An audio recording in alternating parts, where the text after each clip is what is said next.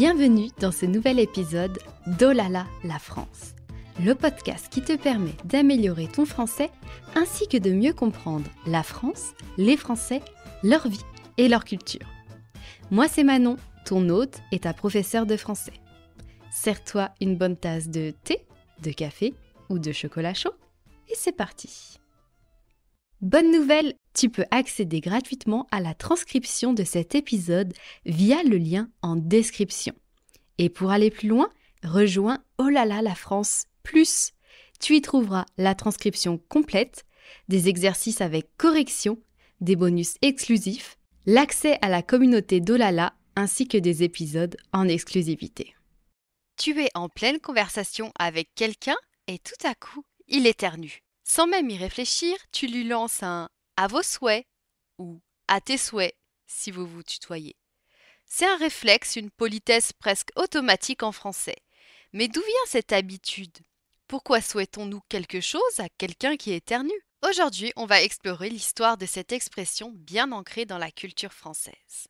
Que signifie « à vos » ou « à tes souhaits » ?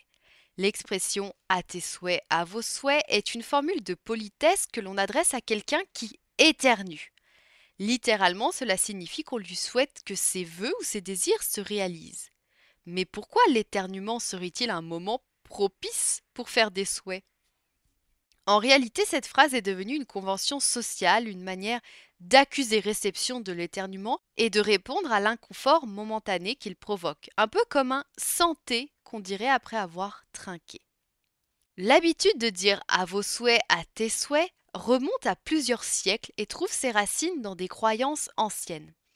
À une époque, on pensait que l'éternuement pourrait être un signe de maladie, en particulier au Moyen-Âge, où des épidémies ravageaient l'Europe, notamment la peste noire. L'éternuement était l'un des premiers symptômes. Souhaiter à vos souhaits, c'est un peu une manière de dire « je te souhaite de ne pas tomber malade ». Mais il y avait aussi une croyance plus spirituelle.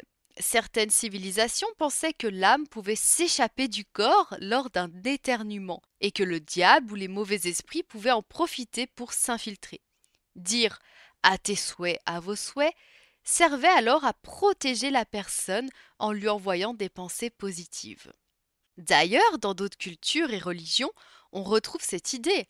En anglais, par exemple, on dit « bless you, God bless you », que Dieu te bénisse, après un éternuement, ce qui montre bien cette origine superstitieuse. Comment on utilise « à vos souhaits, à tes souhaits » aujourd'hui ? Aujourd'hui, c'est une expression qui a totalement perdu son aspect religieux ou médical. C'est juste une marque de politesse. On l'utilise spontanément pour répondre à un éternuement, que ça soit en famille, entre amis ou même en milieu professionnel. Si la personne éternue une deuxième fois, certains ajoutent une petite touche humoristique en disant « à vos amours » ou « à tes amours ». Et si la personne éternue une troisième fois, on complète avec « qu'il dure pour toujours ». À tes souhaits, à tes amours, qu'il dure pour toujours.